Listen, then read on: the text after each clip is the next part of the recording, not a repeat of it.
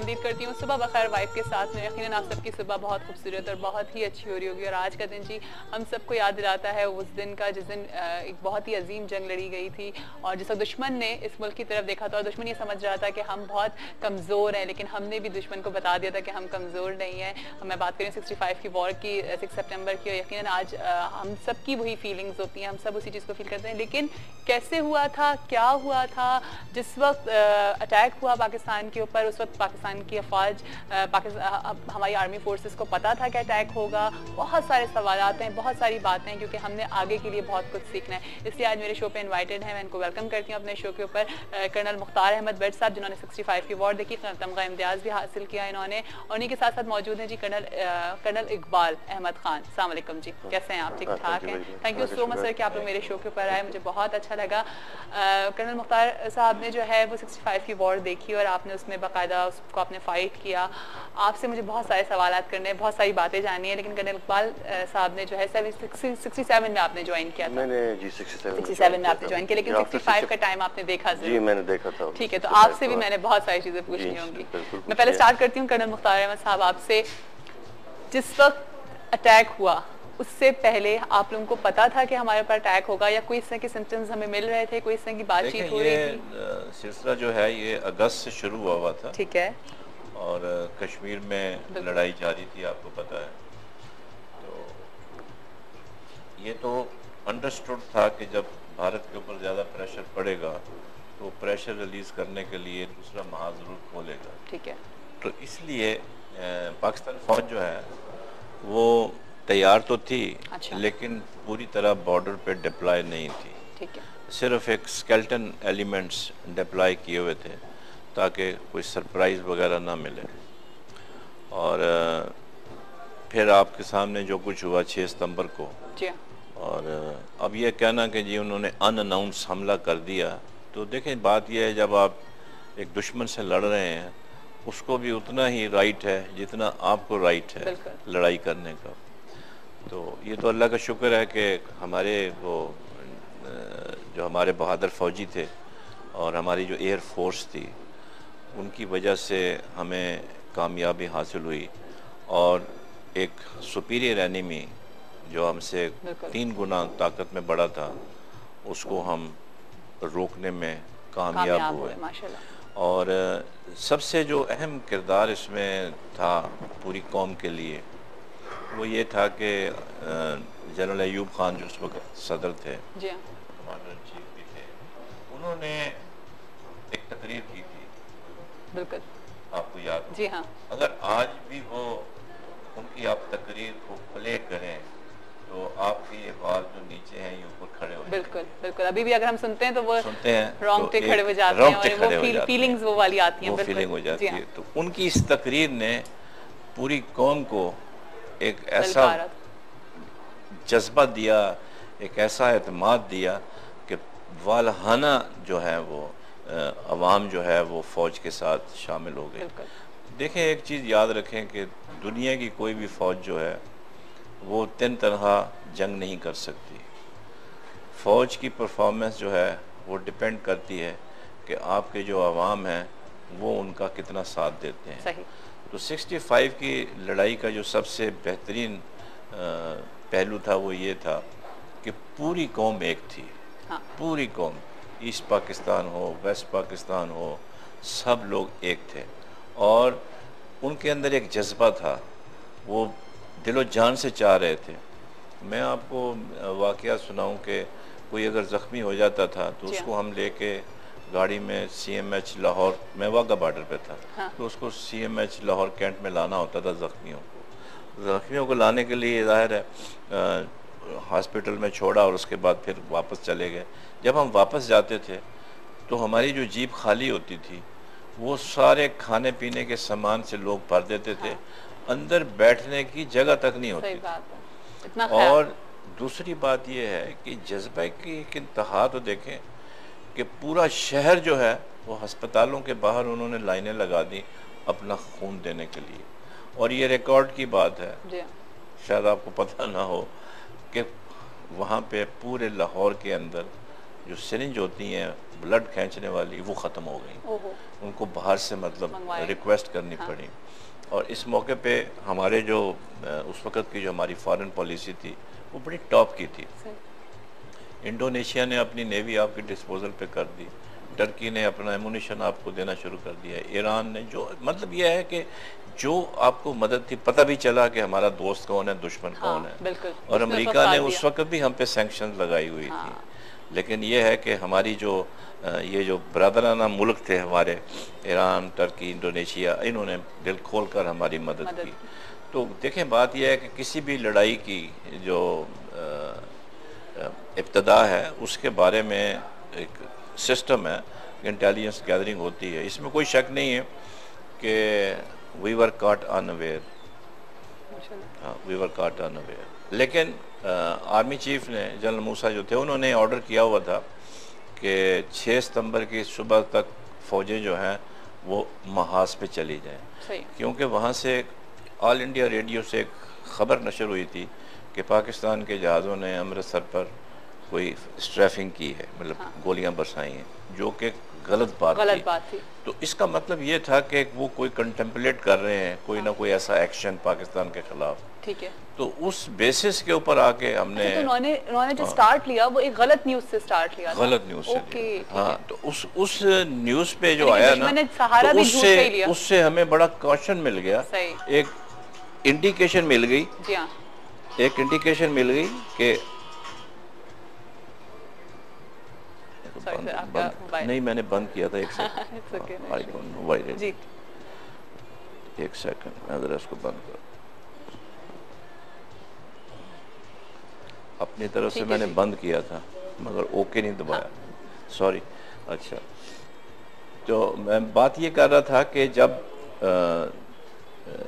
ये खबर सुनी तो उस वक़्त ये एहसास हुआ कि इसका मतलब है कि भारत कोई ना कोई गड़बड़ करने वाला है। सही है। तो इसलिए पूरे पाकिस्तान आर्मी की जितनी फौज थी उसको ऑर्डर मिल गया कि वो 6 सितंबर की सुबह तक सब डिप्लॉय हो जाएं। अच्छा। अपने अपने जो बैटल फॉर्मेशन है, जो उनका ऑपरेशनल एरिया होता है।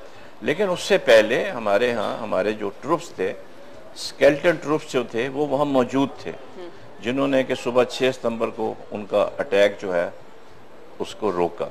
अच्छा। और आप ये देखें पहले फर्स्ट अटैक कैसे हुआ, क्या हुआ, जरा उसको बताएं। कि देखें, आगे सबसे पहले रेंजर्स होती है, बॉर्डर सिक्योरिटी फोर्स जिसको कहा जाता है।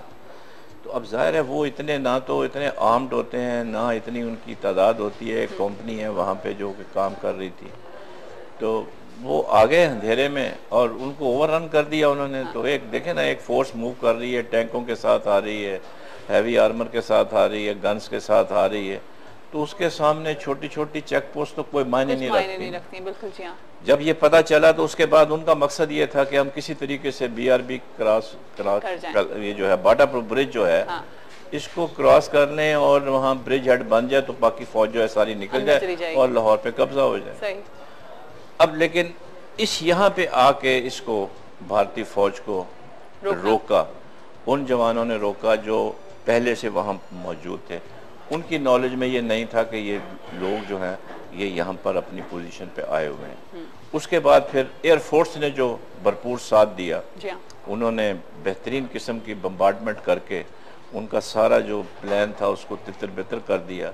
तो उनको जो इंटेलिजेंस मिली हुई थी वो ये थी कि पाकिस्तान आर्मी जो है वो तो अभी यूनिट लाइंस में है। लेकिन जब उन्होंने देखा कि काउंटर अटैक हो रहा है, हाँ, तो वो परेशान हो गए, कहने लगे नहीं ये तो इसका मतलब है कि हमको पता था कि हम लोग आ रहे हैं। हाँ।